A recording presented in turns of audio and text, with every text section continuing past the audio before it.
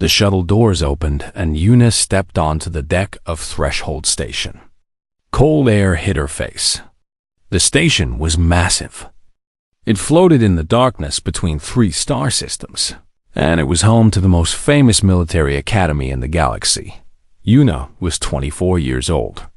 She was not tall. She was not strong. She did not look like a warrior. But she had passed every test. She had beaten 10,000 other applicants from Earth, and now she was here. She was one of only 3 humans ever admitted to the Galactic Combat Academy. Around her, alien cadets moved through the arrival hall. Some were huge, covered in scales and armor.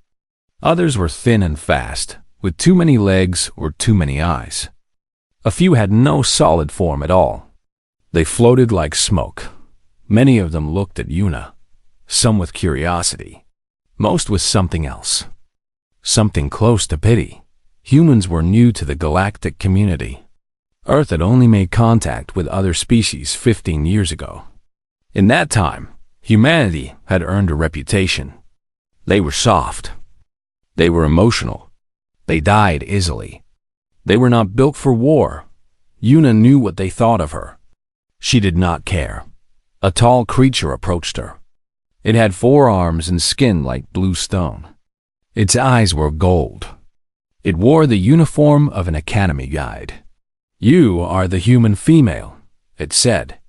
Not a question. "Yes," Una said. "I am Una. I am Cadet Supervisor Morix.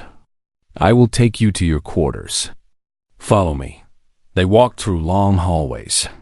The station was beautiful in a cold way. Everything was metal and glass. Everything was clean. There were no soft things here. No plants. No color. Morix spoke as they walked. "You will receive your training schedule tomorrow. You will meet your instructors. You will be tested in combat, strategy, survival, and psychology. The Academy does not accept failure. Those who fail are sent home. Those who break are sent to medical. Do you understand?" "I understand," Una said. "Good." Morix stopped at a door. "This is your room. Your human companion is already inside." Una entered the room. It was small. 2 beds, 2 desks, 1 window showing the stars.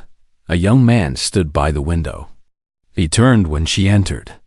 He was Korean like her, tall, thin. He had tired eyes, but a kind face. "You must be the new one," he said. "I am Taean, Una." They shook hands. Taean smiled, but there was something heavy behind it. "How long have you been here?" Una asked. 1 year, he said. "I am in my 2nd cycle now. Is it hard?" Taean sat on his bed. He was quiet for a moment. "The training is hard, yes. The combat simulations.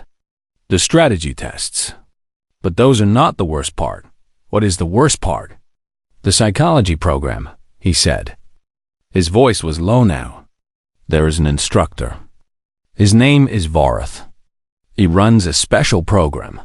Fear conditioning." Una sat on her own bed. "Fear conditioning?" "They believe that fear is the key to survival," Taean explained. "They think that if you understand your fears, if you face them completely, you will become a better soldier. So they make you face them.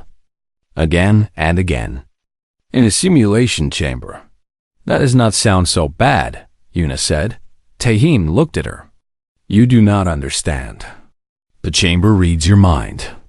It finds your worst memories, your deepest terrors, and it makes them real. You feel everything. The pain, the loss, the horror. Some cadets have been hospitalized. Some never recovered." Una was quiet. She thought about her own memories, the ones she kept locked away. "Why are you telling me this?" she asked. "Because Varath chooses his subjects carefully," Taean said. "He looks for cadets with unusual profiles. Cadets who are different. And you, Una, are very different. You are human. You are female, and according to the files, your psychological profile is strange. Strange how? Your fear responses are low. Too low. The doctors on Earth could not explain it. Voreth will see that as a challenge. Yuna looked out the window at the stars. She thought about the day she stopped being afraid. The day fear became something else inside her. Something quieter. Something that lived with her instead of controlling her. Let him come, she said. Taehan shook his head. You do not know what you are saying. Maybe not, but I did not come here to be safe. I came here to prove something. Prove what? Yuna did not answer. The next morning, she received her training schedule. Combat in the morning. Strategy in the afternoon. Survival training in the evening. It was brutal. It was exhausting. But Yuna did not complain. She learned to fight with weapons she had never seen before. She learned to think like a general. She learned to survive in places where humans should not survive, and every day. She felt eyes on her, watching. While on the 5th day, a message appeared on her screen. Report to Psychology, Wing, Room 7. Instructor Voreth. Yuna walked to the Psychology Wing alone. The halls were empty. Her footsteps echoed. Room 7 was at the end of a long corridor. The door was black. There was no window. She knocked. Enter, said a voice. It was deep and sharp, like metal scraping stone. Yuna entered. The room was dark. Only a single light hung from the ceiling. And beneath it stood Voreth. He was tall. Very tall. His body was like an insect. He had 6 legs and 2 long arms. His head was narrow, with large black eyes that reflected the light like mirrors. His mouth had too many parts. You are the human, he said. Yes. You are Yuna. Yes. He walked around her slowly. His legs clicked on the floor. He was studying her, measuring her. I have read your file, he said. You are interesting. Your fear responses are abnormal, muted, suppressed. This is not natural for your species. I do not know why, Yuna said. It is just how I am. No, Voreth said. There is always a reason. Fear is the oldest survival tool. It is written into every living creature. When fear is broken, something else has taken its place. I want to know what. He stopped in front of her. His black eyes looked into hers. I have selected you for my advanced program. We will begin tomorrow. I will find your fear, human. I will teach you to feel it. And then we will see what you truly are. Yuna did not look away. What if you cannot find it? Voreth made a sound. It might have been a laugh. I always find it, he said. Report to the Dread Chamber at 0600 tomorrow. Do not be late. He turned away. The door opened behind her. Yuna walked out into the corridor. Her heart was beating fast. But her face was calm. She had known this was coming. She had been waiting for it. Tomorrow, she would face the Dread Chamber. Tomorrow, she would face herself. And she was ready. Yuna did not sleep that night. She lay in her bed and stared at the ceiling. The stars moved slowly past the window. Taehan was asleep in the other bed. His breathing was soft and steady. She thought about tomorrow. The Dread Chamber. She had heard stories about it. Cadets who went in strong and came out broken. Cadets who screamed for hours. Cadets who never spoke again. But she also thought about why she was here. Why she had left Earth. Why she had fought so hard to reach this place. It was not for glory. It was not for power. It was for something else. At 0545, she got up. She dressed in her training uniform. She looked at herself in the small mirror. A young woman with dark hair and dark eyes. Nothing special. Nothing impressive. But inside, she carried something that no mirror could show. She walked to the Psychology Wing. The station was quiet at this hour. Most cadets were still sleeping. The lights in the hallways were dim. The dread chamber was in a section of the station she had not visited before. The walls here were thicker. The doors were heavier. Everything felt sealed and silent. She found the chamber at the end of a long corridor. 2 guards stood outside. They were large aliens with gray skin and no eyes. They did not speak. They simply stepped aside when she approached. The door opened. Inside, the chamber was large and round. The walls were covered with metal panels. In the center was a single chair. It had straps for arms and legs. Above the chair, a helmet hung from the ceiling. Wires ran from the helmet into the walls. Varus stood by a control panel. He turned when she entered. "You are on time," he said. "Good. Sit." Yuna walked to the chair. She sat down. The straps closed around her wrists and ankles automatically. She did not fight them. Vorith walked toward her. He held the helmet in his long arms. "This device will connect to your brain," he explained. "It will read your memories, your fears, your deepest pain, and then it will create a simulation. Everything you experience will feel real. The pain will be real. The terror will be real. Your body will react as if it is truly happening." He lowered the helmet onto her head. It was cold and heavy. "The average session lasts 30 minutes, he continued. "Some cadets break in the first 5. We will see how long you last." He walked back to the control panel. Above the chamber, a glass window showed an observation room. Yuna could see other figures there, watching. "Beginning simulation," Vorith said. The room went dark. Then Yuna was somewhere else. She was on a ship. A colony transport. She knew this ship. She had been here before. 12 years ago. The walls were burning. Smoke filled the air. Alarms screamed. People ran past her, crying, pushing. This was the day the pirates came. Yuna was 12 again. Her body was small. Her hands were shaking. She stood in a corridor that was falling apart around her. "Yuna!" She turned. A small boy ran toward her. He was 8 years old. He had her eyes. Her brother, Junho. "Yuna, I am scared," he cried. He grabbed her hand. His fingers were so small. Behind him, she saw a woman. Her mother, Minji. She was trying to reach them, but the crowd was pushing her back. "Run to the escape pods." Her mother screamed. "Take your brother and run." The ship shook. A section of the ceiling collapsed. Fire burst through the walls. Yuna grabbed Junho's hand and ran. She ran through burning hallways. She ran past bodies. She ran until her lungs burned. But she was too slow. Behind her, she heard the hull breach. The sound of metal tearing. The sound of air being sucked into space. She turned. Her mother was gone. The corridor behind her was open to the stars. Everything was being pulled into the void. "Mother!" she screamed, but there was no answer. Junho was crying. "Yuna, I want to go home.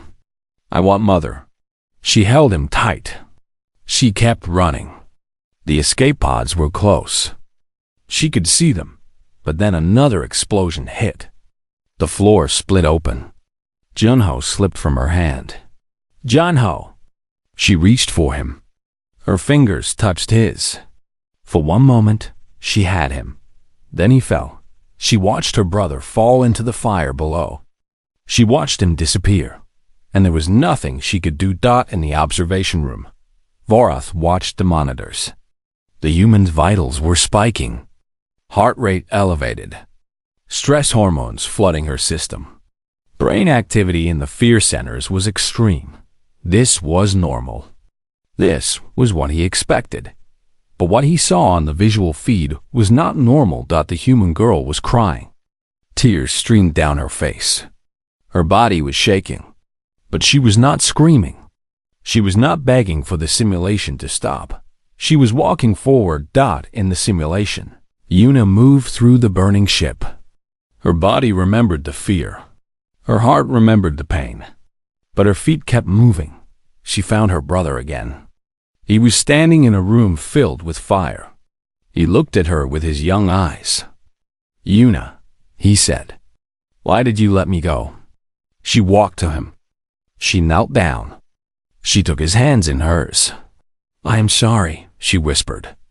"I am sorry I was not fast enough. I am sorry I could not save you." The fire burned closer. The heat was terrible. "But I am here now," she said. "I will not let you go again." She held him. The flames touched her skin. She felt the pain. She did not look away. She held her brother as the fire consumed them both. The simulation ended. The chamber lights came back on. Yuna sat in the chair. Her face was wet with tears. Her hands were shaking, but her eyes were open. She was conscious. Vareth checked the data. Every reading said she had experienced maximum fear. Every reading said her mind had been pushed to its limit, but she had not broken. He walked to the chair. He removed the helmet. He looked down at her. "You experienced everything," he said. "The fear was real. The pain was real. But you did not collapse. Why?" Yuna's voice was rough. "Because fear is not the end. It is just another door." Vareth tilted his head. "What is on the other side of the door?" "What is on the other side of the door?" She looked up at him.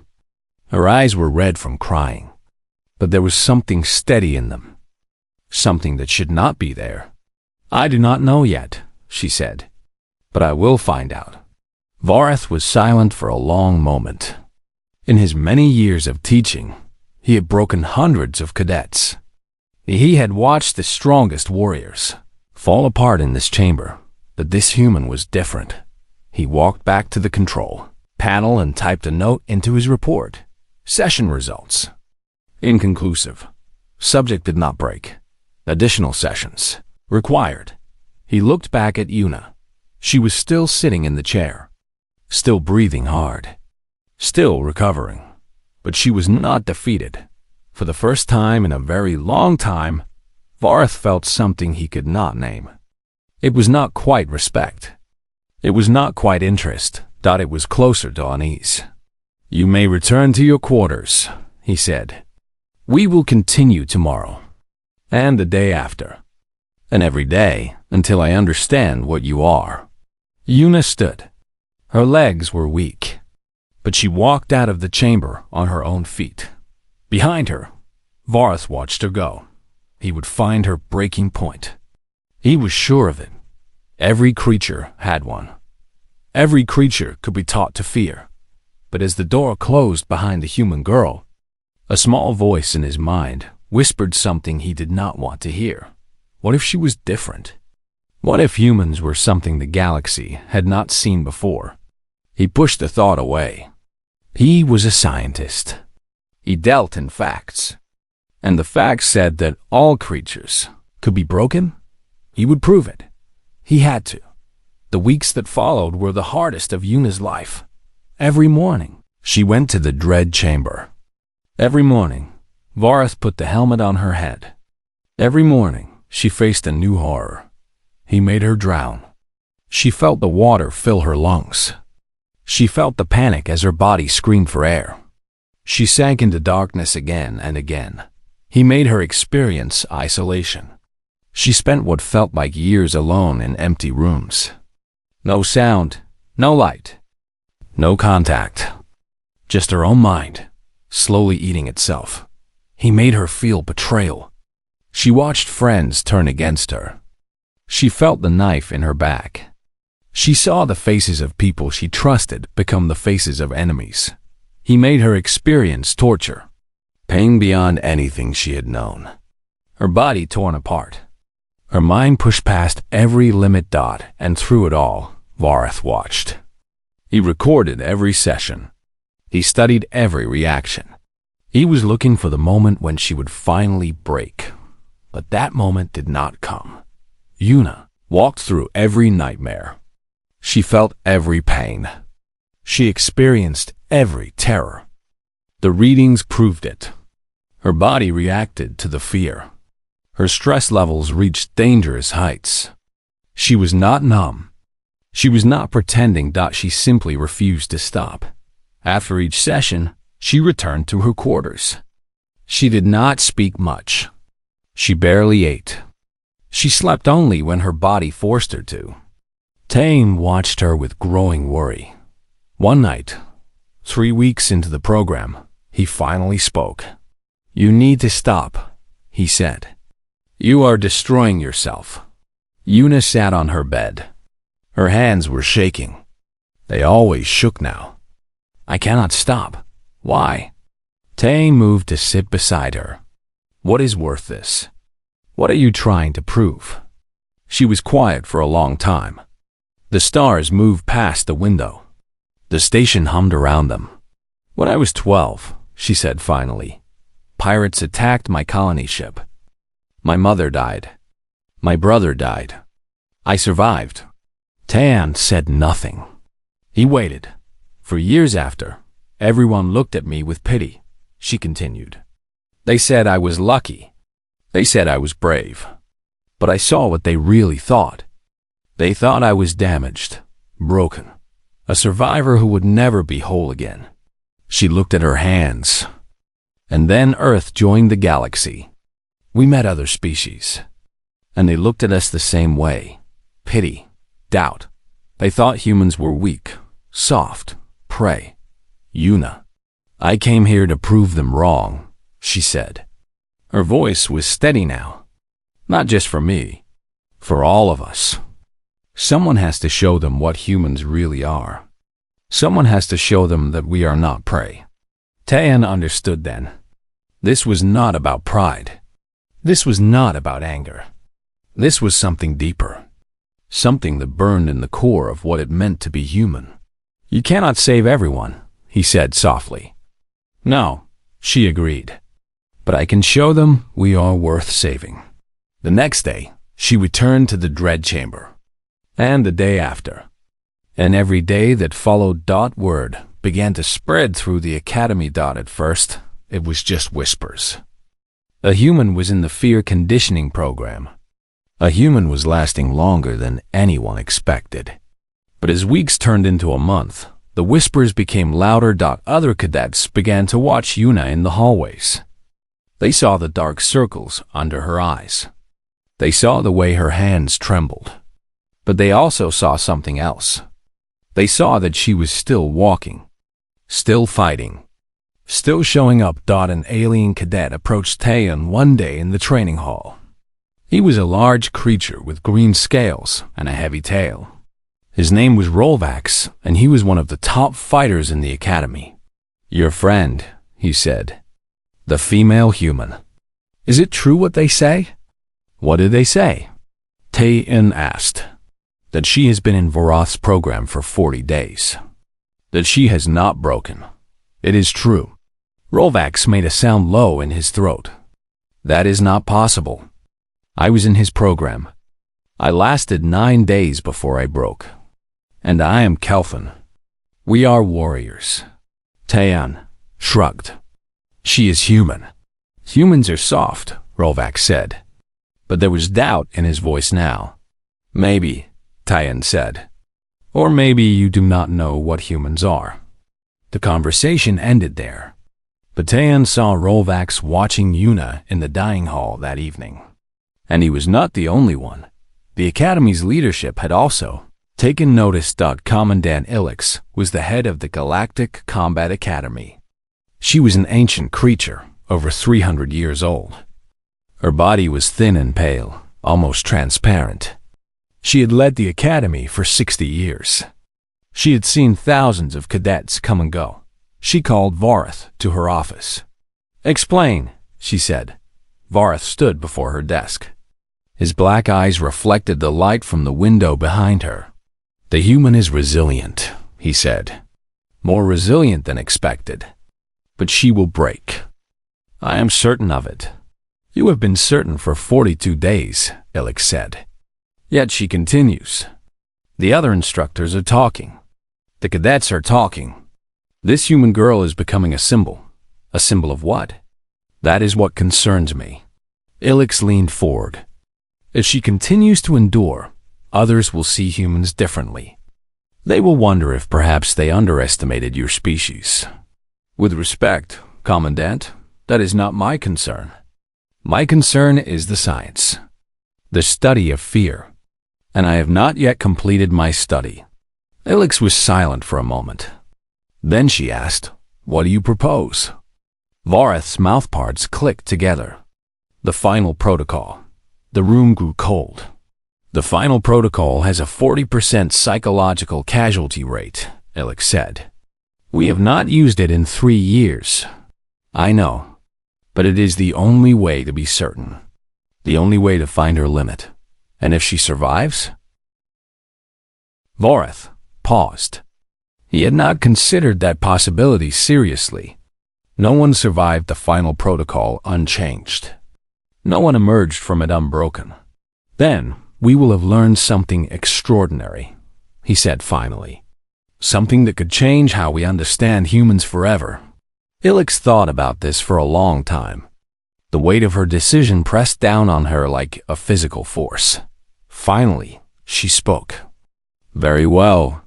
You have my permission. But I want to observe personally. And I want every moment recorded. Understood. Vareth left her office. As he walked through the halls, he felt something he had not felt in years. Excitement. After 42 days of failure, he would finally have his answer. He sent the message to Yuna that night. Final. Protocol. Dread Chamber. 0600 tomorrow. Yuna read the message in her quarters. Taeyin saw her face go pale. What is it? He asked. She showed him the message. Taehyun's face changed. No, you cannot do this.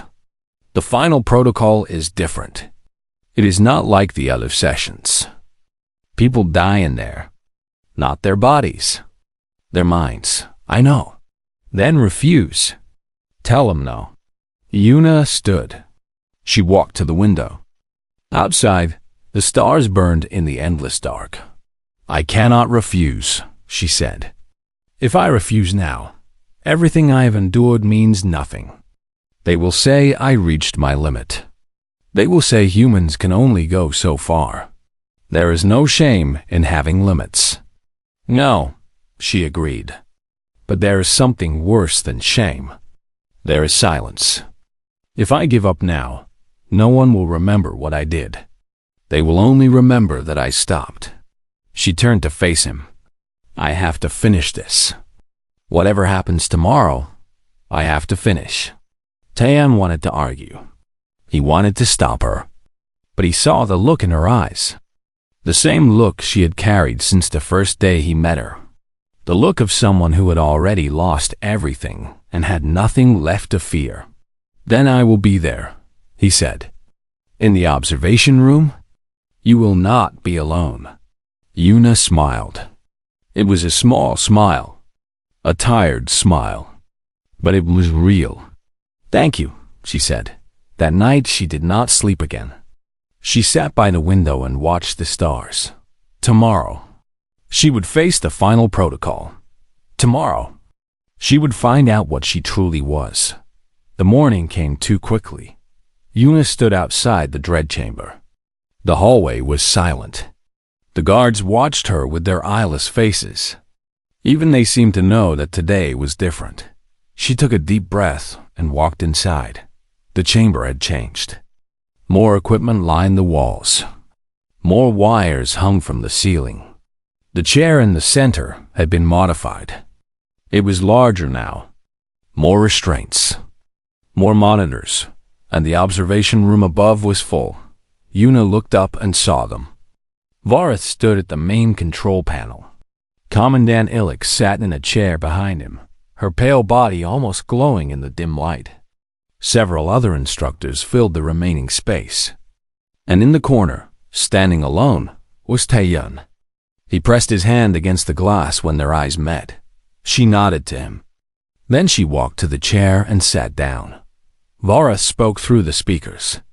The final protocol is unlike anything you have experienced. The standard sessions last 30 minutes and focus on one fear at a time.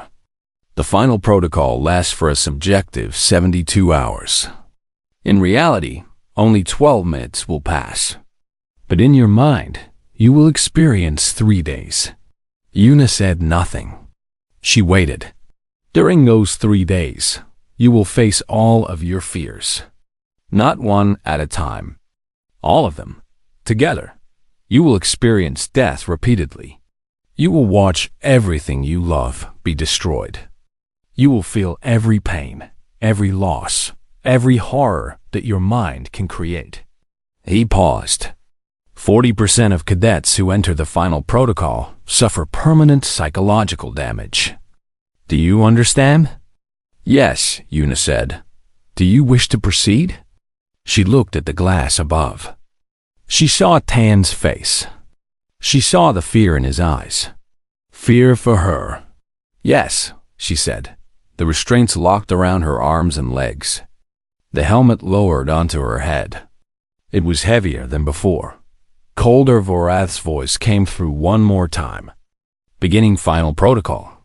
The world went dark. Then the nightmare began. Yuna was drowning. Water filled her lungs. She could not breathe. She clawed at the surface, but it kept moving farther away. Her body screamed for air. Her vision went black. She died. Then she was alive again. She was in the colony ship. The fire was burning. Her brother was falling. She reached for him, but could not catch him. She watched him fall into the flames. She died with him. Then she was alive again. She was alone in darkness. No sound, no light. Just emptiness that stretched forever. Time had no meaning. She could feel her mind beginning to crack. She was alone for years, decades, centuries. She broke. Then she was alive again. She was being tortured. Pain beyond anything she had imagined. Her body torn apart piece by piece. She screamed until her voice was gone. She begged for death. Death came. Then she was alive again. The cycle continued. Death after death. Horror after horror. Each time she thought it was over, it began again.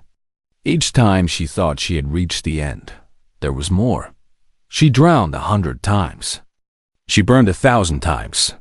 She was tortured, betrayed, broken, and destroyed in ways she could not have imagined. And through it all, she was aware. She was not numb. She felt everything. The simulation made certain of that. In the observation room, the instructors watched the monitors in silence. Yuna's vital signs were critical. Her heart rate was unstable. Her brain activity was in the red zone. Her body was flooding with stress hormones that should have killed her. But she was still alive. Taihan could not look away. He watched the visual feed.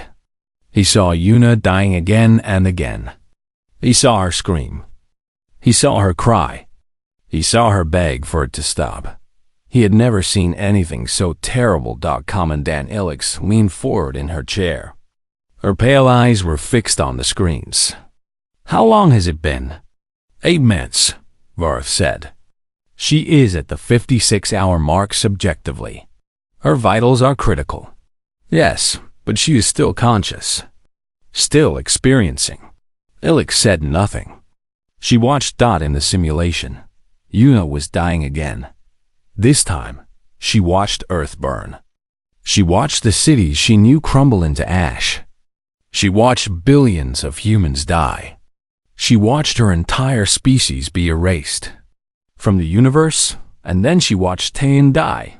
He was standing in front of her, smiling, the way he always smiled, kind, tired, real. Then something tore through his chest. His eyes went wide. Blood poured from his mouth. He reached for her. Yuna, he whispered. Why could you not save me? He fell. She screamed. She screamed until there was nothing left inside her. She screamed until her mind was empty. She screamed until she forgot who she was. And then something changed. In the void of her broken mind, something stirred. A small light. A tiny flame that refused to go out. It was not hope. It was not courage. It was something older. Something deeper. It was the simple, stubborn truth of what she was. She was human. Humans had survived ice ages.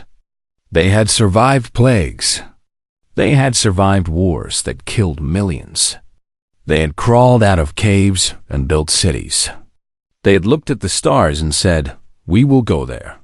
They had done this not because they were strong, not because they were brave, not because they were special. They had done this because when everything was taken from them, when every reason to continue was gone, they still took one more step. Una opened her eyes. She was in the void. The simulation's final stage. Around her, there was nothing. Just endless darkness. The place where all fears ended. The place where the self was supposed to dissolve. But she was still here. She was still herself. She stood up. The simulation did not know what to do. It had never encountered this before. Subjects at this stage were supposed to be broken. They were supposed to have no self left. They were supposed to be empty. But Una was standing. She looked into the darkness. She felt the weight of everything she had experienced. The death, the pain, the loss. It was all still there, inside her. It had not disappeared. It had not been overcome. She simply carried it. In the observation room, Vorath stared at the screens in disbelief. "That is impossible," he whispered. Commandant Illich stood from her chair. "What is happening?" "She is standing. She is conscious. She is." Vorath checked the readings again. "She is calm." The room went silent. Una walked through the void. Each step was heavy. Each breath was painful. But she kept moving. She reached the center of the darkness. The place where the simulation ended. The place where no one had ever walked before. And she sat down. She sat in the heart of ultimate despair. She closed her eyes. And she waited. The simulation tried to break her. It threw more horrors at her. More death. More pain. But she did not move. She did not scream. She simply sat and let it wash over her. She had found something the simulation could not touch. Not strength. Not courage. Not hope. Acceptance. She accepted that fear was part of being alive. She accepted that pain could not be escaped. She accepted that she would lose things. That she would fail. That she would suffer. And she accepted that none of that would stop her. The simulation ended. The chamber lights came on. Una sat in the chair. Her body was covered in sweat. Her face was pale. Her hands were still shaking, but she was conscious. She looked up at the observation glass. Her eyes met Voreth's through the window, and she spoke. Her voice was rough, broken, but clear. "Is that all you have?" The observation room was silent. Commandant Illich had not moved. Her pale hands gripped the armrest of her chair. In 300 years, she had never seen anything like this. Voreth's fingers hovered over the control panel. He had spent his entire life studying fear. He had broken thousands of minds. He believed he understood the limits of consciousness. He had been wrong. Tehim pressed both hands against the glass. Tears streamed down his face. He was smiling. In the chamber below. Una closed her eyes. She had done it. She had walked through the fire and come out the other side, and nothing would ever be the same. The chamber was silent after Una's words faded. No one spoke. No one moved. The only sound was the hum of machines and the soft beeping of monitors. Voreth was the first to act. His long fingers moved across the control panel, checking and rechecking the data. He could not believe what he was seeing. Every reading said the same thing. The human had experienced the full 72 subjective hours. She had felt everything. The pain, the terror, the death, and she had survived, not just survived. She had stood up. She had walked. She had sat in the heart of the void and asked for more. The restraints on Yuna's chair released automatically. She did not stand. She did not have the strength. Her body had been pushed beyond its limits. But her eyes were open. Her mind was clear. Medical officers rushed into the chamber. They surrounded her, checking her vitals, preparing to move her to the hospital wing. But before they could lift her, Commandant Ilix's voice came through the speakers. "Stop." Everyone froze. "Leave her for a moment," Ilix said. "I wish to speak with her." The medical officers stepped back. Ilix rose from her seat in the observation room. She moved slowly, her ancient body carrying the weight of centuries. She walked to the door.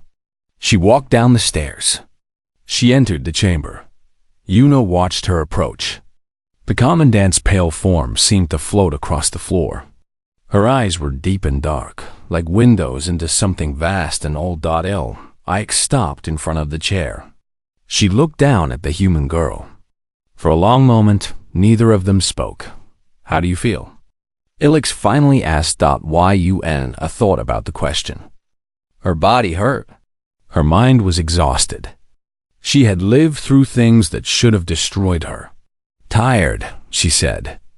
"But alive." Ilix nodded slowly. "Do you know what you have done?" "I finished the program." "No." Ilix shook her head. "You did something far more significant.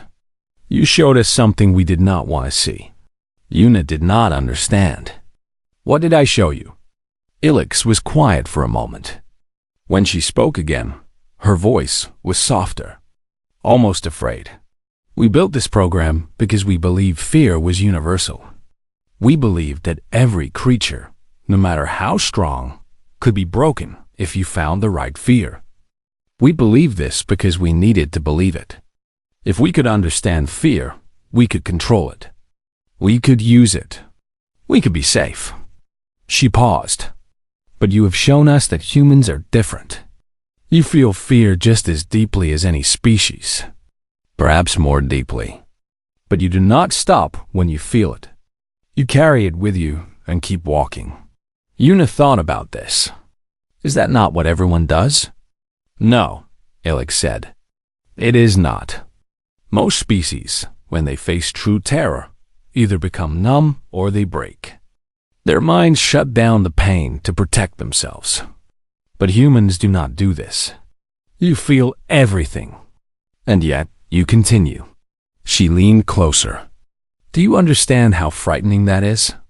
A creature that can be hurt, that can be wounded, that feels every blow, and still will not stop. That is not courage. That is something else. Something we do not have a word for." Yuna looked into the commandant's ancient eyes. She saw something there that surprised her. It was not respect. It was not admiration, it was fear. The commandant of the Galactic Combat Academy, one of the most powerful beings in known space, was afraid of her. "What will you do with me?" Yuna asked. Ilix straightened. The moment of openness was gone. Her face became a mask again. "You will be taken to the medical wing. You will recover. And then you will return to your training. You will graduate. You will serve in whatever capacity you choose." "And the recordings? The data from today?" Ilix did not answer immediately. She turned and looked at Varth, who still stood at the control panel above.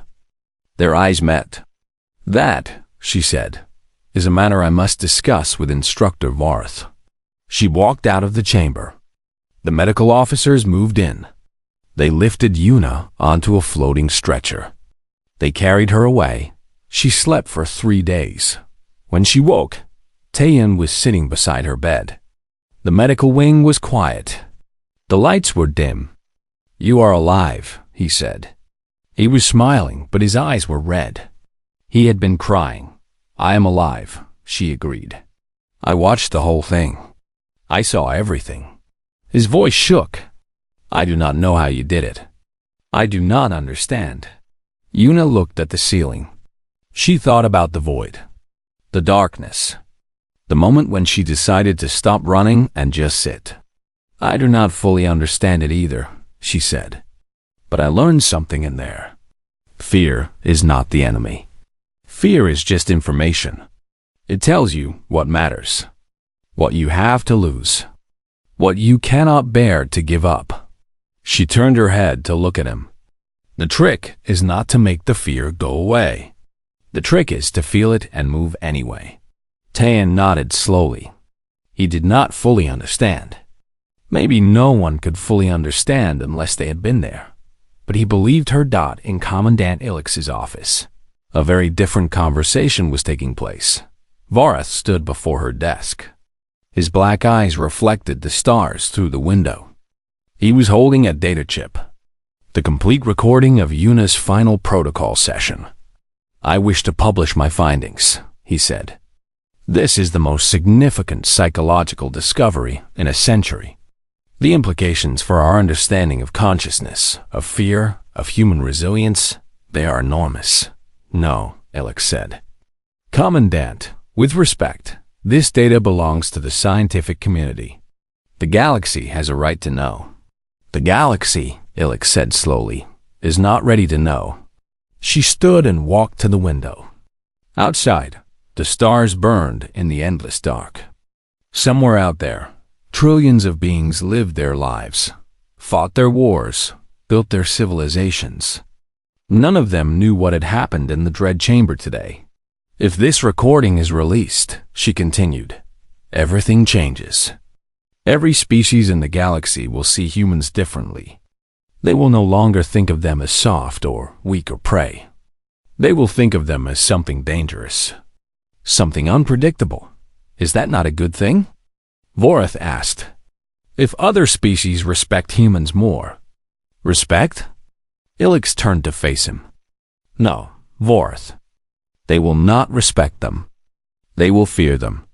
And when powerful beings feel fear, they do not become careful. They become aggressive. They eliminate the threat before it can grow. She walked back to her desk. Humanity is young. They are few. If the galaxy decides they are a threat, they will be destroyed before they have a chance to defend themselves. Vorath was silent. He had not considered this. The recording will be classified, Ilix said. The highest level. Only senior military commanders will have access, and only in situations where understanding human psychology is critical. Your research will continue, but it will be secret, and you will be reassigned to a research station far from here. Reassigned? Commandant, I have served this academy for decades, and you will continue to serve. Just not here. Not where cadets can ask questions about what happened to the human girl in the Dread Chamber. Vorath understood then. This was not punishment. This was containment. He handed over the data chip. What about the official record? Ilix took the chip. The official record will state that the final protocol was inconclusive due to equipment malfunction. The human's file will be sealed. She will graduate quietly, and no one will speak of this again. She placed the chip in a locked drawer. That is the burial, Vorath. Not of a body, of a truth too dangerous to release. 6 months later, Yuna graduated from the Galactic Combat Academy. The ceremony was small, quiet. She received her insignia from a minor official. There was no speech, no celebration. Just a quick handshake and a door to the next chapter of her life. Taeyeon was there. He had graduated 3 months earlier. He was wearing his own insignia proudly. So, he said, "What now?" Yuna looked at the insignia in her hand. It was small, silver. It bore the symbol of the academy. "Now I serve," she said. "Wherever they send me, whatever they need." Do you think they will ever tell the truth about what happened in the chamber? Yuna smiled. It was a tired smile, a knowing smile. Someday, she said, when humanity is ready, when the galaxy is ready, someday, someone will open that file. They will watch the recording, and they will understand. Understand what? She looked up at the stars. The same stars she had watched from her window on Threshold Station. The same stars that burned in the void where she had faced her darkest fears. That humans are not special because we do not feel fear. We feel everything. The pain, the loss, the terror. We feel it all. She put the insignia in her pocket. But we keep walking anyway. And that is the most dangerous thing in the universe. Far across the galaxy, in a classified archive on a planet whose name was never spoken, the recording of Yuna's final protocol sat in darkness. It was watched rarely, only by the highest commanders, only in moments of great need.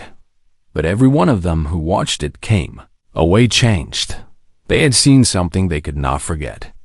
A small human woman, broken and burned and drowned and tortured. A creature who felt every wound, every loss, every horror. And still she stood, and still she walked.